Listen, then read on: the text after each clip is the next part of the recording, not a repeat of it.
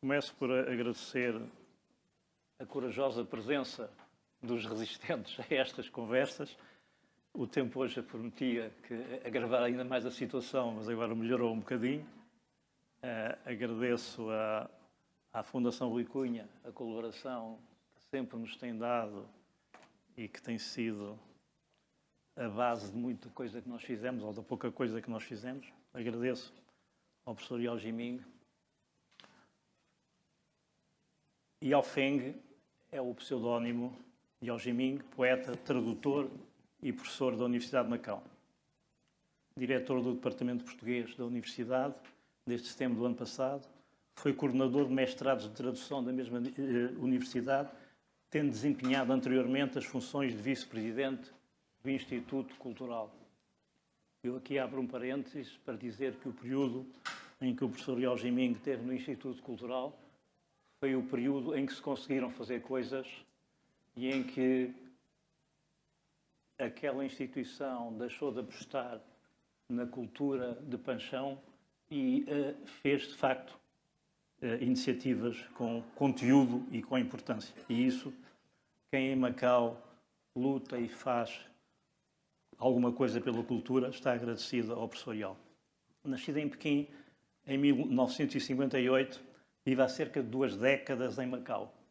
É considerado um dos intelectuais chineses que melhor conhece a poesia portuguesa, tendo já traduzido, entre outros, Eugênio de Andrade, Rui Sinati e Sofia de Melbrenner Anderson. Autor de várias obras publicadas em Macau, na China e Portugal e diversos países, destaco a sua obra mais recente, Palavras Cansadas da Gramática, lançada em 2014 com a chancela da Gradiva. O tema que o professor Yao vai abordar é um tema extremamente interessante, como vamos apreciar. Eu terminaria dizendo que, como poeta chinês, o professor Yao, ou neste caso o Yao Feng, é o mais português dos poetas. Muito obrigado. Obrigado. Boa tarde a todos. Também obrigado pelo convite que me dirigiu para falar um pouco da poesia clássica chinesa, sobretudo da imagem constante da poesia clássica chinesa. Então, você acabou de falar de Eugênio de Andrade, por isso queria aproveitar esta ocasião para fazer um pequeno anúncio. De facto, no mês passado, então, acabei de publicar então, uma antologia de Eugênio de Andrade com o título chinês Zai Shui Zhong, Re Ai Huo Yan. Em português, né, foi o verso do poeta que eu tirei de uma poesia dele. Então, em português, quer dizer, na água ama-se o fogo. Sim. Tá bom, essa combinação sempre entre duas coisas opostas, de fogo, chama, luz, obscuridade, isso, por isso hoje falamos da imagem também. Acho que também é um jogo deste gênero, desta natureza, sempre joga entre os dois então, extremos, então, duas coisas opostas, em cooperação, portanto, em confronto, se também, muitas vezes, então, combina-se, se. Por isso, esse título não é, então, claro, já bastante poético, também é um verso, então, tirado do poema do poeta chinês da dinastia Tang, Bai Juyi, muito conhecido, portanto, do poema dele, bastante longo, digamos, é um poema narrativo, porque esse poema conta uma história de amor entre o imperador e uma das suas concubinas. Tá? Portanto, tá bom, então aqui a gente diz uma história amorosa, mas não acredito nisso. Acho que geralmente entre um imperador e uma concubina, né, geralmente, pelo menos, né, ao meu ver, né, então, raramente aconteceu o amor, porque isso sempre é uma coisa entre o poder, não é? Então, e uma pessoa que não tem poder, portanto, não tem outra saída senão obedecer. Pronto, mas falamos então da imagem. Então, esse título invoca uma imagem muito, muito bonita. Claro, não é? Então, também se combina com outra imagem. Então, mais tarde, então, eu falarei, não é? Então, destes dois versos. Hoje em dia, não é? Então, este verso, então, se serve se na sua descrição, se serve de uma, sim, de uma frase que descreve o amor eterno, muito sólido, duradouro. Portanto, as pessoas, não é? Então, andam sempre juntas, como duas aves com umas únicas asas. Tá? Portanto, é muito bonito. Uma imagem lindíssima, sim.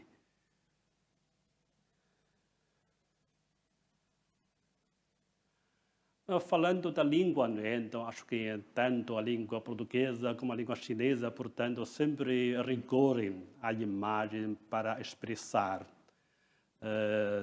de forma sensível, também diversa, as coisas concretas, mas também abstratas. Aquilo que conseguimos ver também não vemos. Portanto, visível e ou invisível. Então, sempre através do vasto capital das imagens. Tá? De facto, sem imagem, né? Então, sem essa linguagem, quase não conseguimos falar, perdemos a voz, não conseguimos comunicar um com o outro. Sobretudo a nossa língua, a língua chinesa, né? Portanto, é uma língua cheia de imagens. Se calhar, então, preferimos expressar uma ideia, mesmo muito abstrata, preferimos expressar pela imagem. Por exemplo, então, aqui em Macau, a gente fala canonês, né? Portanto, canonês também é um dialeto muito, muito vivo, expressivo. Então, quando a gente diz, então, camarão com cabeça grande, quer dizer, uma pessoa um pouco idiota, confusa, que não sabe muito bem fazer coisas, sempre tem descuidado, sim, muito interessante, sim. Claro, né? Então, a imagem também tem a ver com a nossa língua, com uma característica da nossa língua. Isto é, então, temos, não muitos, isso também é uma ilusão de alguns estrangeiros, até sinólogos, que acham cada caractere, palavra, então, aqui, então, digamos, cada caractere, né? Então, chinês é si próprio, então, sugere e evoca uma imagem, não é verdade? Uma parte dos caracteres chineses, então, invocam imagem, como, por isso, então, chama-se pictogramas. Tá? Tem uma pintura, se representa uma pintura, se então, por exemplo, então, acho que também vocês conhecem esses caracteres, né, básicos da nossa língua. Gen, ser humano, pessoa, né? Muito simples, né? Então, é forma do ser humano, sim? Tá. Este é o primeiro. Tá. Este é gen, ser humano, pessoa. Aliás, não é? Então, chinês, não é? Então, não tem gênero. Pode ser homem, pode ser mulher. Gen, portanto, ser humano, humanidade também pode ser, sim. E também outro pictograma, então, montanha. Olha, portanto, claro, não é? Agora já é o caractere, não é? Então, em forma um pouco moderna. Mas, de facto, então, a descrição de contornos de uma montanha, de uma serra, tá bom? Sim. Por isso, uma imagem, tá? Montanha, shan, sim, em chinês. Também, outro tipo de caracteres, não é? Então, já não são pictogramas, mas, portanto, através de pictogramas, não é? Então, inventamos então, mais caracteres, isto é, ideograma. Tá? Portanto, geralmente também evoca uma imagem, mas também tem uma parte um pouco abstrata. Sim. Então, aqui, não é? Então, este caractere, faca, não é? Faca em chinês, então, tal, faca. Mas o ponto, aqui, tá? Já quer dizer, não é? Cume, lâmina, tá? Também temos muitos caracteres, não é? Muito interessantes. Então, por exemplo, pensar, ou esse termo tão típico em português, saudades. Em chinês, não é? Então, esse caractere, não é? Portanto, se terra cultivada, depois, então, em cima de outro caractere, quer dizer, então, coração. Sim. Ou casa no seu coração, quer dizer, então, ter saudades. Portanto, tá bom, isso também é uma imagem, mas já deixou de ser pictograma, porque já combinou com uma parte abstrata. Sim.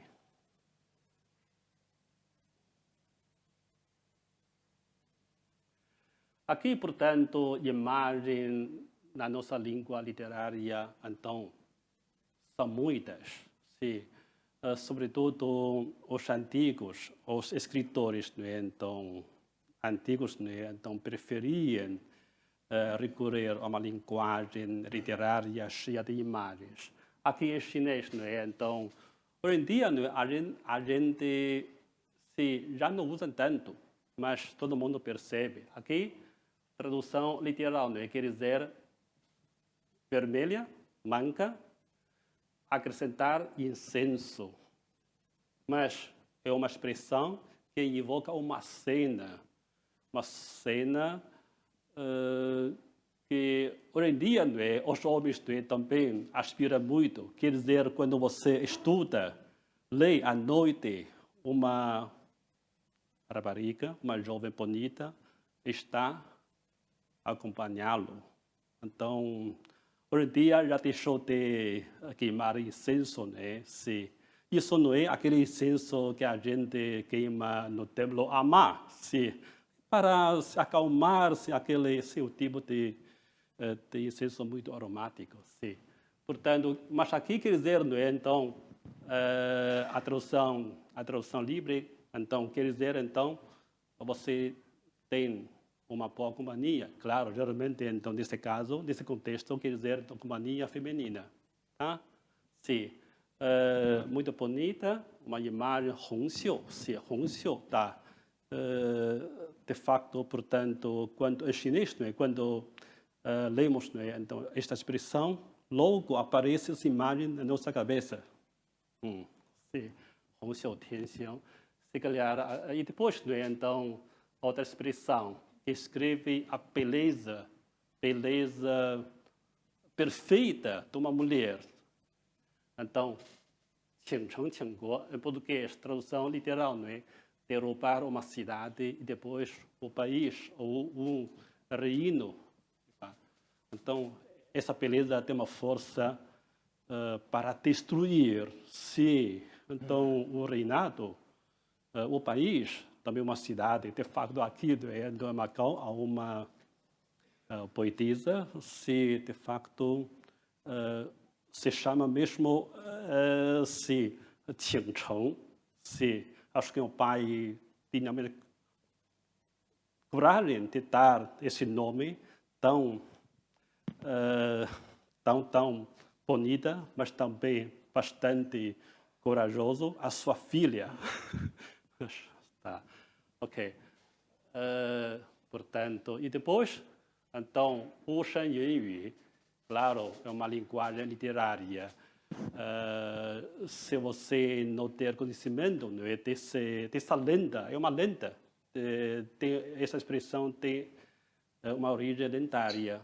Você não percebe o que quer dizer, tá? Mas quer dizer ato sexual. Mas é uma expressão linda, porque é muito fácil, sim. Então, fazer nuvem e chuva. Fazer nuvem e chuva. Nuvem e chuva não é fazer amor, mas quer dizer fazer amor. Lindíssima, sim. Por isso, aquele escritor, não é? Então, não, tradutor desse livro, Antônio Graça de Abreu, ele escreveu no prefácio, portanto, assim, então, continuo a trabalhar, então, à noite, depois de fazer nuvem e chuva com minha esposa, tal, entre aspas, tá.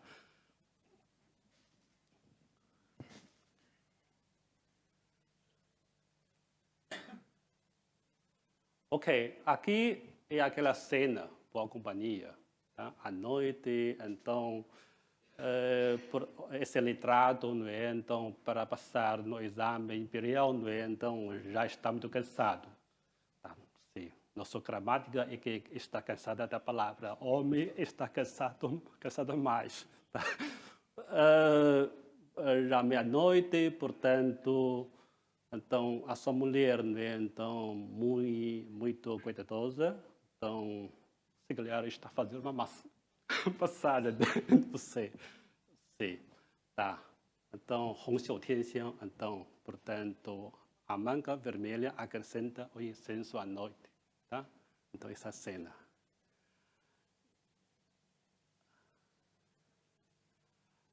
Depois, então,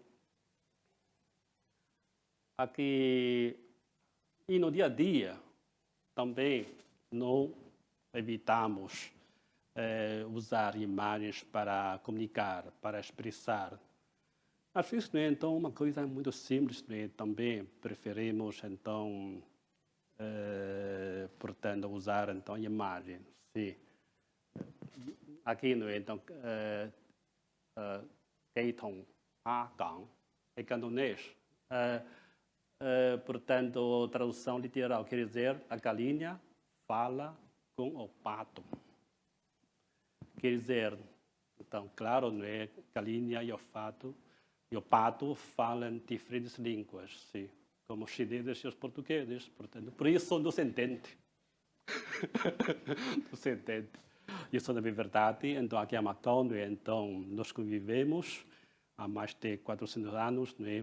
Sim, às vezes conseguimos entender-nos, mas na maioria do tempo não conseguimos.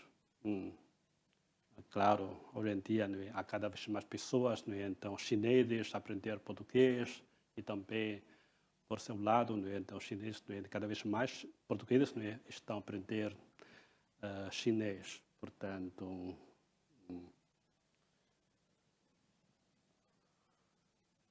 ok, depois, então, é o tipo de Diemsen, sim.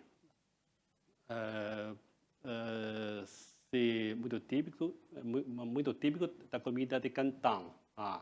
Vermelho, fritar, fênix, garra. Aqui, nada a ver com fênix. Fênix é uma ave lendária. Aqui, então, são patas de galinha. Sim, é um prato muito típico da comida de Cantão.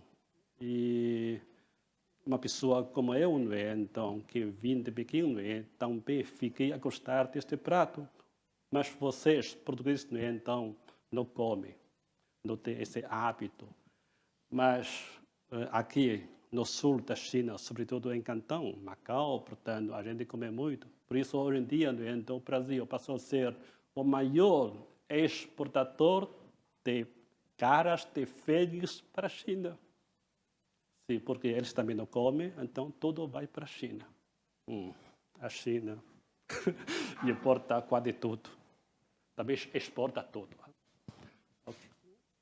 Depois, então, o prato muito típico já está a província de Sichuan. É muito picante, não é? Sim. Por isso chama-se, então, patos, mandarim, hot pot. Aqui este T não é preciso. Sim. Portanto, o prato da província de Sichuan. Sim. Então, mostra a imagem. Também uma imagem. Sim. Yuanyang, não é? Sabe? Está como portanto, se assistem, então sempre anda juntos. Por isso, para nós, na nossa cultura, também é o símbolo do amor muito feliz, um amor muito exemplar, sim, porque se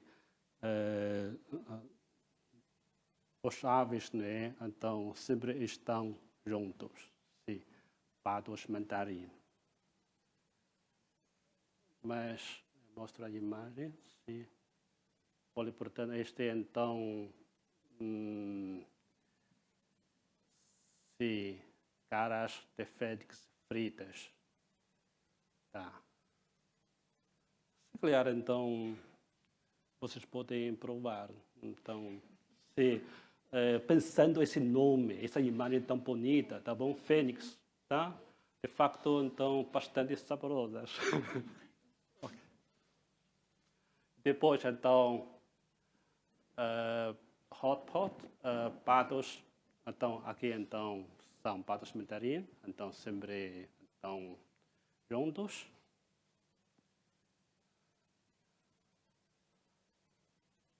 Então, também chama-se, portanto, hot pot yin-yang, sim, masculino e feminino, sim, yin-yang. Portanto, esta parte é picante, outra parte não é, é normal. Por isso, então, yuan-yang fogo, todo mundo percebe, então, este nome. Tá? Quando você viajar na província de Sichuan, então, pode, então, pedir esse prato, dizer, então, yuan-yang fogo, ok. Tá bom, então, linguagem literária e também na linguagem literária, a imagem, então, é muito constante. Sim. Ok.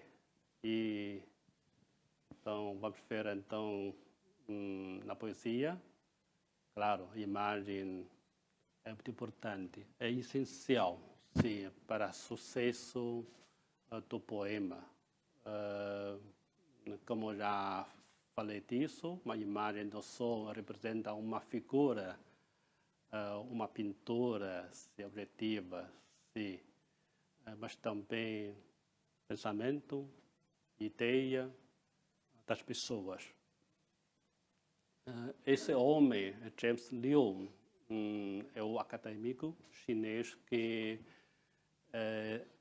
ensina numa universidade americana. Portanto, então ele publicou várias obras, né, então, sobre a poesia chinesa em inglês. Então, ele subdividiu, né, as imagens em dois tipos, imagens simples, né, então, como a lua, sol, né, também são imagens, também tem seus valores metafóricos ou simbólicos. Também imagem composta, como aquele, então, fazer nuvem e chuva, já são duas coisas, então, combinadas, já nada a ver com nuvem e chuva passando a significar outra coisa, passando a ter outra conotação, tá bom? Sim.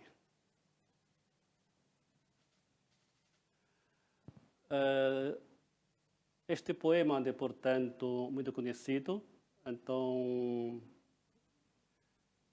o poeta quase não utilizou os verbos, uma série de substantivos que sugerem imagens. Ou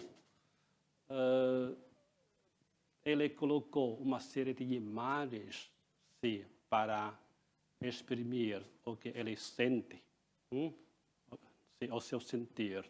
Tá? Portanto,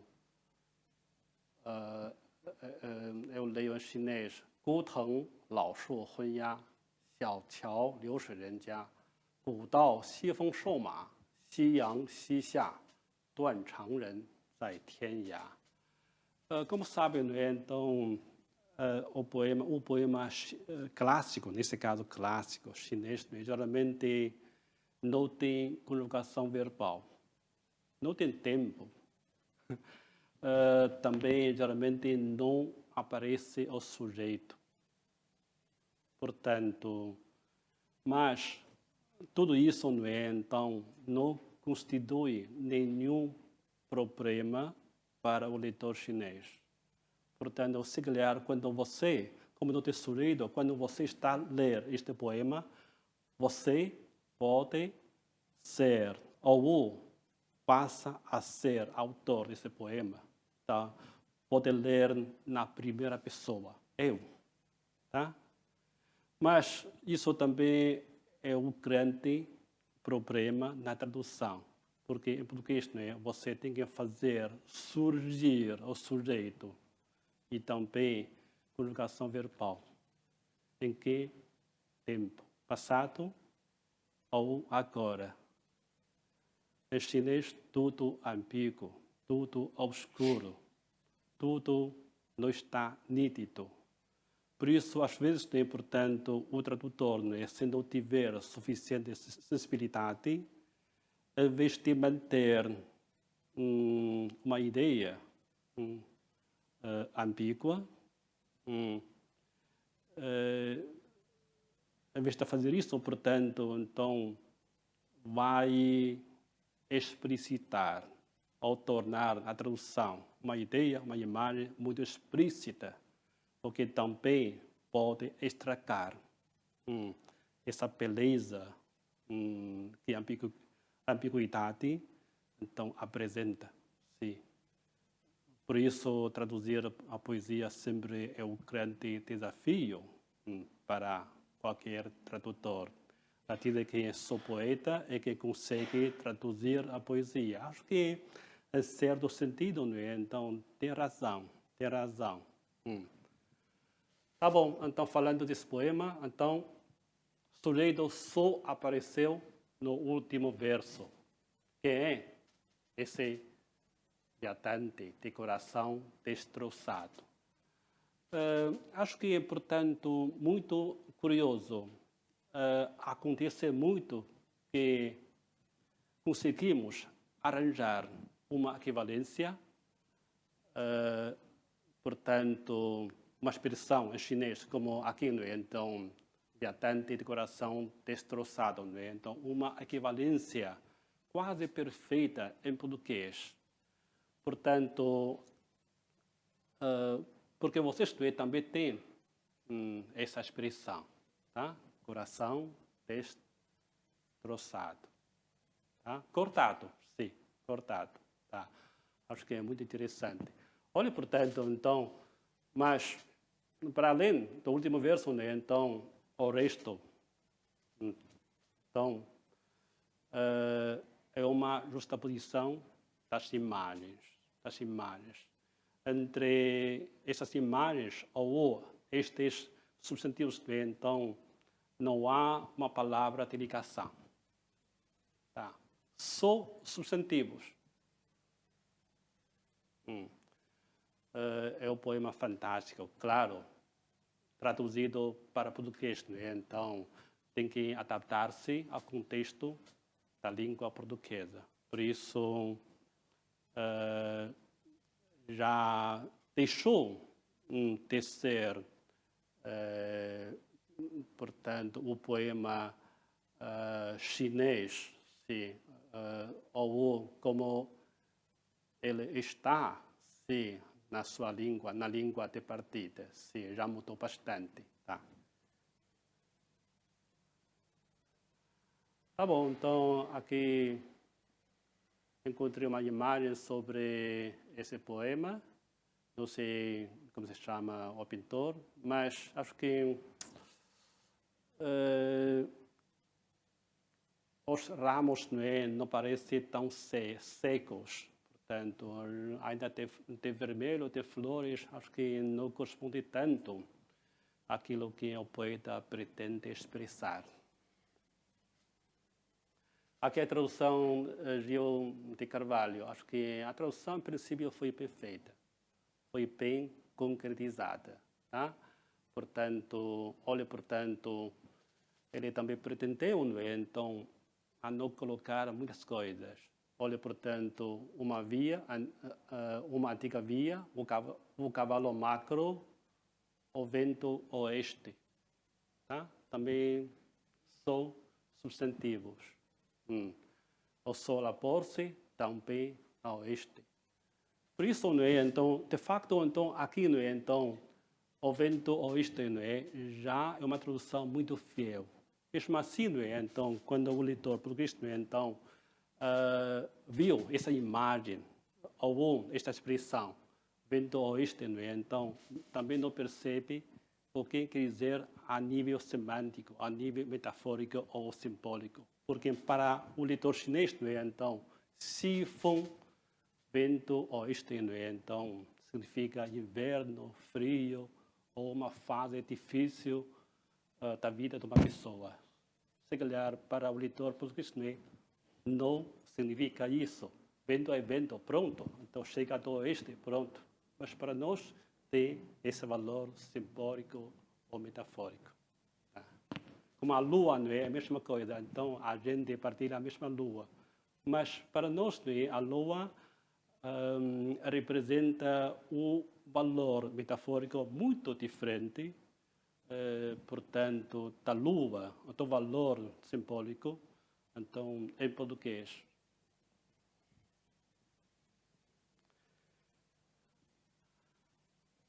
Ok, também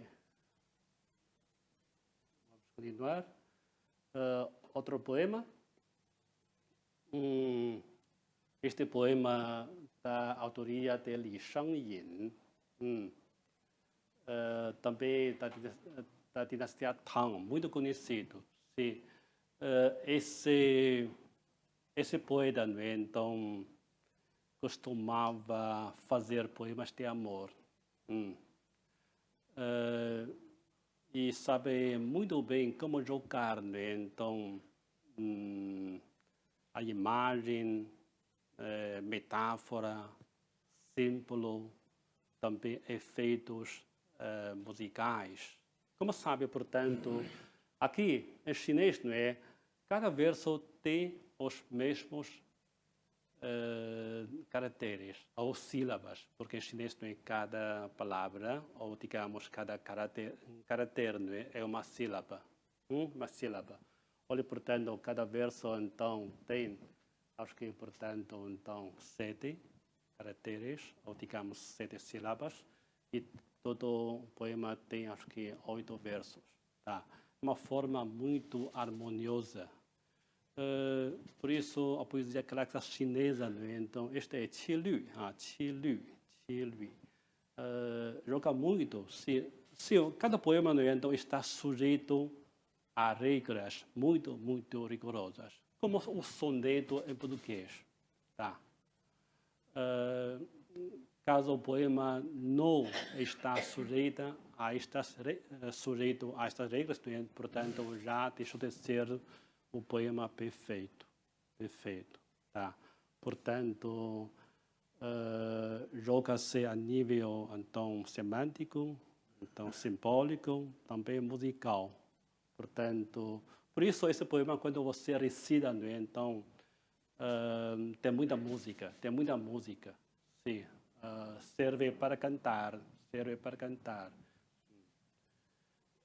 Antigamente, não é? Então, os chineses, não é? Então, não leem poemas. Então, acho que yin, se calhar, esse termo em português, não é? Então, quer dizer, então, recitar, declamar. Sim. Hoje em dia, não é? Nós não é? Já não sabemos, já perdemos essa tradição, como recitar o poema, sim, a nossa maneira, ou a maneira dos poetas antigos, já perdemos. Ok. Aqui, não é, hoje em dia, há 2 versos que continuam a influenciar muita gente, porque são tão bonitas. Então, esses 2 versos, 春蚕到死丝风尽，蜡烛成灰泪始干。Sim. Primavera, bicho da seda, até morrer fio pintar. Cera, vela, tornar-se cinza, lágrima secar. Então, se vocês já passaram por o templo chinês, então já ficaram com essa impressão ou com essa imagem. Se como é que então uma vela então está acesa, se portanto parece chorar, né? Então caindo lágrimas vermelhas. Por isso o poeta tirou essa imagem deste objeto. Claro, este objeto em ação, em movimento, né? Porque então a vela está acesa. Tá? Parece chorar, com lágrimas vermelhas a cair, porque geralmente não é, então a vela então é vermelha. Sim. Tá. E também outra imagem, então bicho da seda. Acho que em Portugal não há bicho da seda, mas no sul da China, não é? Então é muito constante, é fácil encontrar então esse tipo de bicho. Sim. Então o bicho ele próprio, não é? Então faz um casulo, não é? Uma casa. Sim. Portanto, e depois dentro, então ele morreu para tornar-se outra coisa, tá? Sim. Por isso, então o poeta, não é? Então conseguiu então encontrar essas 2 imagens, né, tão originais, tão inovadoras, sim, para expressar o sentimento, sim, muito bonito, sim. Aqui então amor duradouro, sólido, portanto resistível ao tempo, ao correr do tempo. Sim. Hoje em dia, se a gente, não é, continua a citar muito estes 2 versos. Tá bom, mas e agora, não é? Então temos 2 versões. Uma versão feita pelo poeta brasileiro Haroldo de Campos. Ele também não conhecia chinês, mas gostava muito, ficou apaixonado pela cultura e língua chinesa. Portanto, influenciado muito pelo poeta americano Ezra Pound. Então, acho que então a tradução dele é bastante interessante, curiosa. Tem momentos muito giros. Sim. Porque ele também pretende aproximar-se da forma desse poema chinês, sim. Por isso, então, aqui, portanto, a lâmpada se extingue em lágrimas, coração e cinzas. Tá? De facto, para mim, não é? Então, foi uma tradução bastante criativa. Claro, isso se calhar não é bem lâmpada, porque a lâmpada não é, já perdeu a imagem da cela, não, da vela. Não é? A lâmpada pode ser, então, uma lâmpada na ruva, assim, na pasta. Acho que a lâmpada aqui não está correto. Tá? Mas, então, outra parte, coração e cinzas, né? Então, uma imagem lindíssima. E ele não seguiu, portanto, se a ordem sintática do poema chinês, portanto, fazendo uma coisa nova, uma tradução à sua maneira. E também outra coisa, aqui não é uma imagem lindíssima para descrever, não é? Então, cabelo volumoso da mulher. Sim, da mulher. Portanto, aqui, por isso, o poeta utilizou, então, a palavra nuvem. Essa nuvem, não é? Então, para... Sim, a forma da nuvem, não é? Então, também então, parece com a forma do cabelo, ou penteado, sim, penteado sim, da mulher antiga. Sim. Mas aqui não é bem tocado, não só adornos para cabelo, também incluindo cabelo. Tá? Cabelo muito sim, volumoso, sim, fazendo lembrar, né? Então, a forma da nuvem, uma imagem lindíssima. Sim. Acho que nesse caso, né? Então, a solução do Gil de Carvalho, acho que, como é, portanto, sim, também perdeu essa imagem. Se aqui, então, na tradução dele, né? Mudos nele os meus cabelos. Tá. Nesse caso, se calhar, então, poder fazer uma tradução descritiva, então, cabelo, volumoso, como números, né? Também seria gira, sim, ao meu ver. Tá bom? Ok.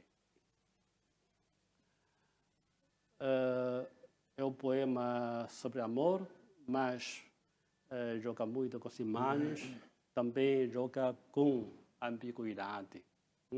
Tá.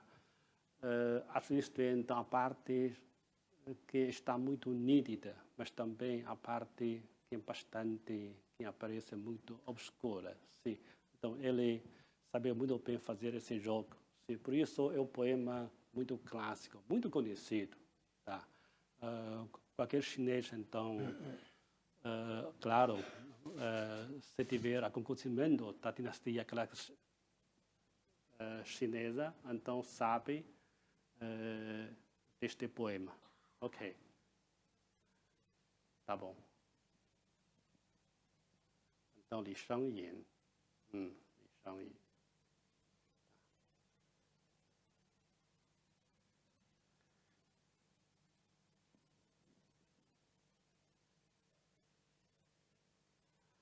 Depois, então, falando do título, portanto, é o verso deste tirado deste poema narrativo, Canto do Remorso Perpétuo.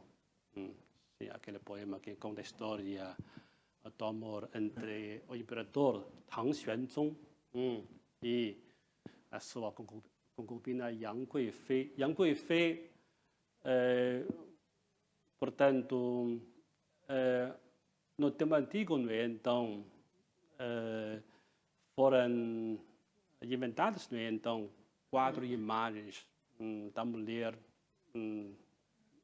portanto, bonita. Yang Guifei, esta concubina, faz parte. 4 beldades, então, muito conhecidas. Yang Guifei. Este poema, portanto, aqui, então, poema, já o fim do poema, falando, então, do fim trágico, então, desse amor.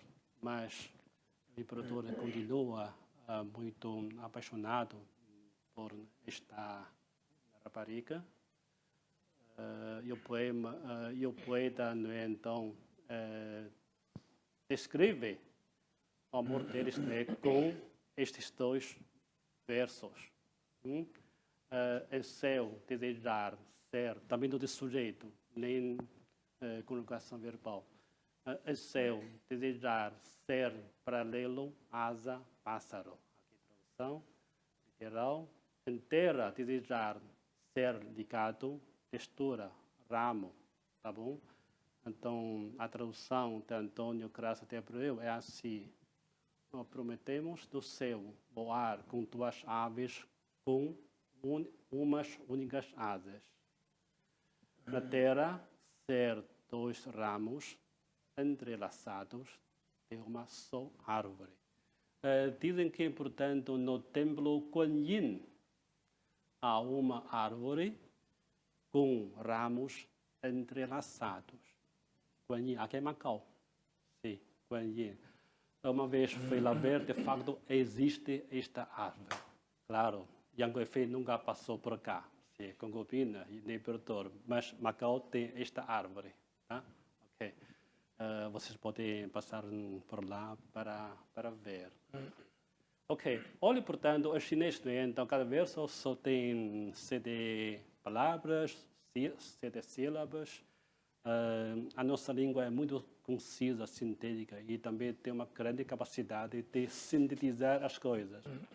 Por isso aqui, não é? Então, o tradutor, não é? Então, se calhar o discurso em português, não é? Então, tem 2 páginas. Em chinês, não é? É capaz de só ficar numa página e meia. Já chega, sim. Por isso, é uma capacidade da língua chinesa. Sintetizar as coisas, as ideias, as expressões. Tá, ok. E outra imagem um pouco estranha, sim, em português, mas para nós é uma imagem normal e até curiosa. Portanto, o poeta, não descreve como é que Yang Guifei, concubina, então toma banho. Toma banho, mostrando o corpo perfeito, então com pele muito macia, como jade. Por isso, o tradutor optou por esta imagem, jade. Claro, jade é uma imagem menos original para a nossa língua, para a nossa cultura.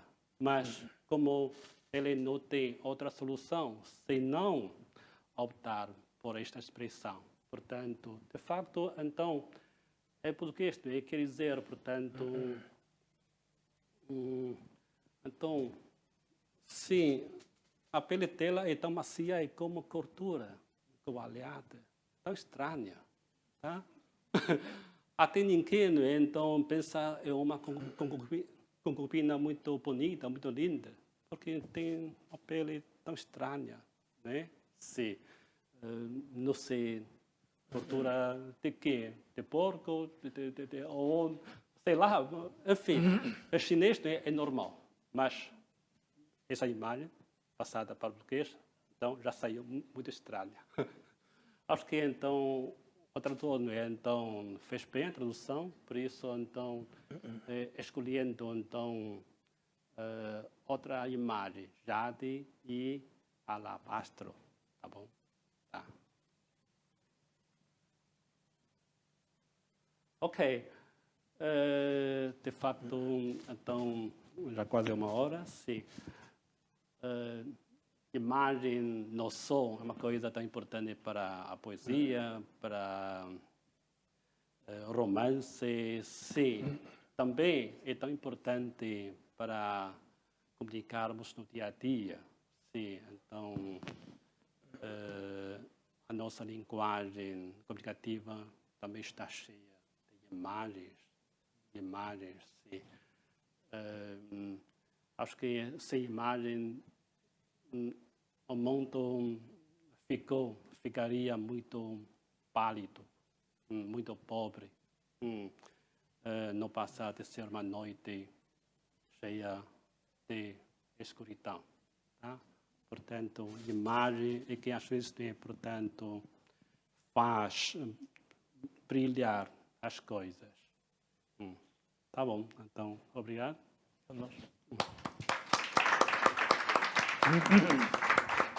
Eu penso que haverá questões a colocar. Eu colocava 2 questões, professor. Deduz-se que, particularmente na poesia, a tradução para uma língua ocidental, falamos neste caso do português, não é só uma tradução, mas tem que ser uma interpretação também. Tem que interpretar. Portanto, há várias formas de interpretar um poema chinês, a traduzi-lo para português. E isto faz-me lembrar de uma situação que é, hoje há muita gente a aprender chinês, muitos portugueses a aprender chinês, mas há uma diferença, por exemplo, em quem foi criado em Macau e sabe chinês desde pequeno, ou aprendeu durante muitos anos, é que quem aqui vive conhece a cultura. Portanto, quando nós estamos a interpretar um poema, se nós não conhecermos o sentido destas metáforas, a tradução, tal como está, para um português, diz muito pouco. Quer dizer, quase que precisava de uma explicação do poema, porque estas metáforas não são conhecidas. Uma outra questão que eu queria pôr também é, quando um chinês lê este poema, também é suscetível de ter várias interpretações ou mais facilmente vai ao encontro daquilo que o poeta quer dizer? Em relação à primeira questão, portanto, de facto, é verdade. Portanto, quando o tradutor, né, então, português, está a ler, está a traduzir, ou, digamos, então, este termo, interpretar, então, o verso, então, chinês, portanto, de facto, depara, né, com uma série de problemas, né, portanto, primeiro, compreensão, e depois, como é que traduzir, interpretar, né, essa imagem, esse conceito, então, ou uma expressão. Por isso, geralmente há várias medidas, então, para que o leitor, né, então, possa compreender, né, ou possa, portanto, se compreender então o poema ou verso então chinês, portanto, ou portanto o tipo de tradução explicativa. Ao longo da tradução deste verso ou deste poema, então ele explica como esse caso então a pele parecida com gordura, portanto, então o tradutor de facto então utilizou outra expressão para substituir, não é, a expressão original da língua de partida. E também outra medida é colocar notas de rodapé. Tá bom, eu posso fazer uma tradução direta, literal, mas com receio de que o leitor português então não perceba, então eu coloco uma nota explicando a origem dessa expressão, dessa lenda, ou qual a diferença então, entre essa expressão em português e em chinês. Tá bom, de facto, não é fácil, mas, então, mas sempre como aquela frase tão conhecida, então, traduzir poesia é sempre o processo de perder imagem, perder música, perder, às vezes, portanto, valor conotativo. Sim, isso é inevitável. Outra questão, estou esquecido. Então, quer dizer, esta dificuldade que nós temos em interpretar, pergunto se coloca também a um leitor chinês, quando lê o poema, vai ao encontro daquilo que o poeta quer ou também tem várias interpretações? Claro, isso depende da capacidade, da competência do leitor. Então, para o leitor, não é, quem conhece muito bem, não é, então, a poesia clássica chinesa, claro, em princípio, não tem problema. Mas também depende de que poema é. Então, por exemplo, o poema de Li Shangyin, deste poema, não. Sim, o poema dele geralmente apresenta mais dificuldades na compreensão do que outros poemas. Sim, porque ele joga muito com ambiguidade. Sim. É assim, na poesia, não é, ambiguidade ou obscuridade é uma coisa muito bonita, uma vez que a poesia opera por sugestão, em vez de exprimir diretamente. Então, sempre sugere e evoca, em vez de dizer uma coisa de uma forma muito direta, muito nítida, muito explícita. Tá? Por isso, ele joga muito também, claro. Então, para alguns leitores, né, também pode ser um obstáculo na compreensão.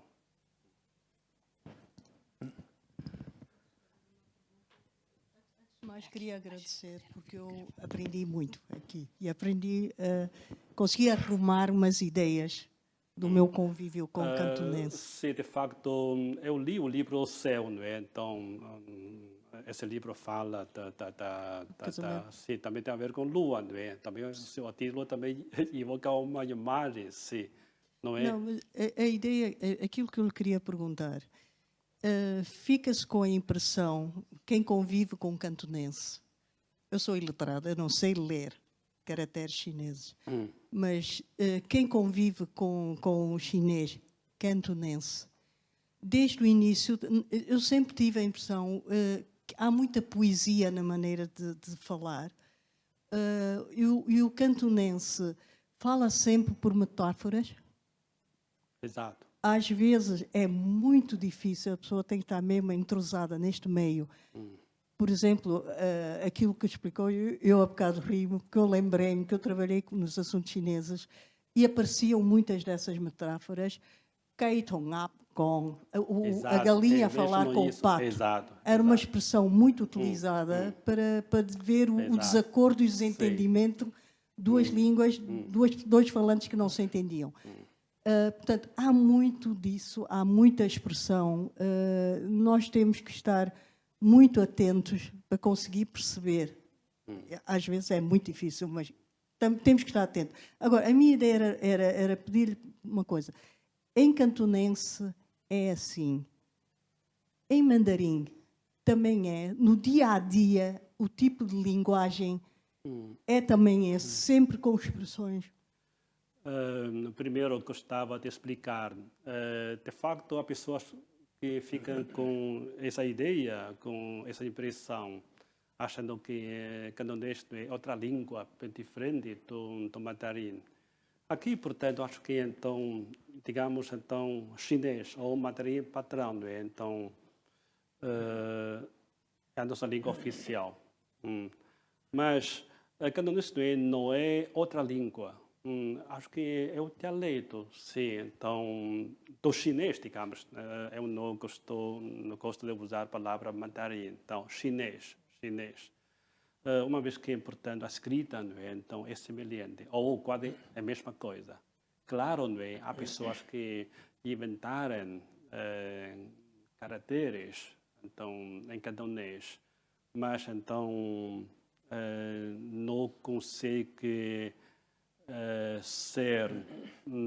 ter uma circulação muito popular, sim, tá bom. Por isso, então, cantonês, então, é o dialeto do chinês.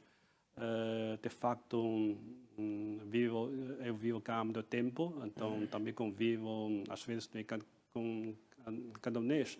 É uma língua muito, muito expressiva, cheia de metáforas, símbolos. Então, também imagens, como essa expressão. Também, então, no dia a dia, então, eles falam por instinto essas metáforas, essas imagens. Então, emenda da comida de Cantão.